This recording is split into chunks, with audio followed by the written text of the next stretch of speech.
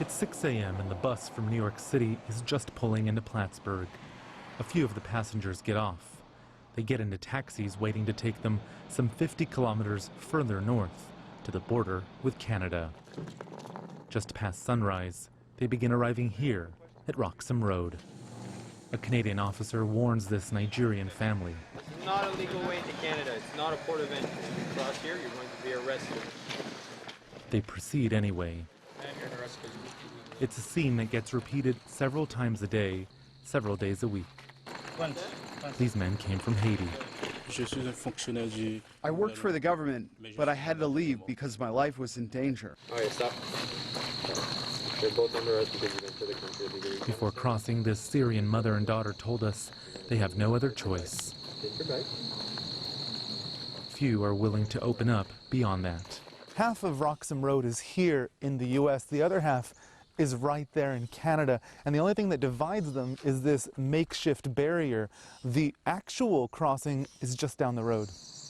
Noticeably missing here are U.S. law enforcement.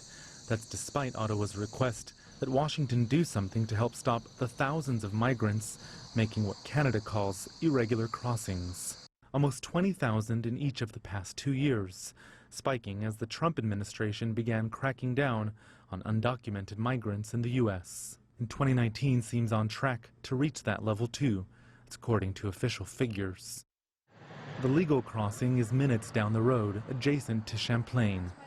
Janet McFetridge, the village's new mayor, explains why many don't go there. But my understanding is that it would not be granted and they would be turned back to the United States, and then there are different consequences.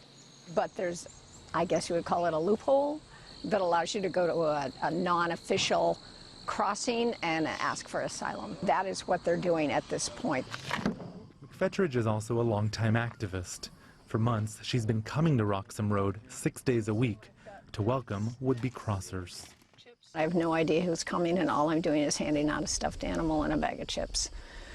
And that's just a little stop in their journey of whatever their decision is to do with their lives. So we're going to walk together right here. You're going to stand right there. Just listen to the police, okay?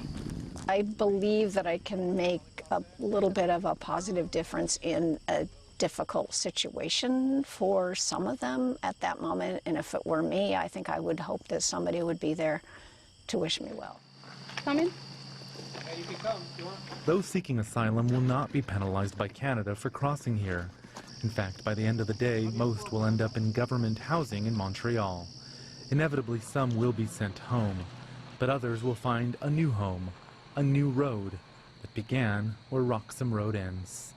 Roee, Ruttenberg, CGTN on the U.S.-Canada border.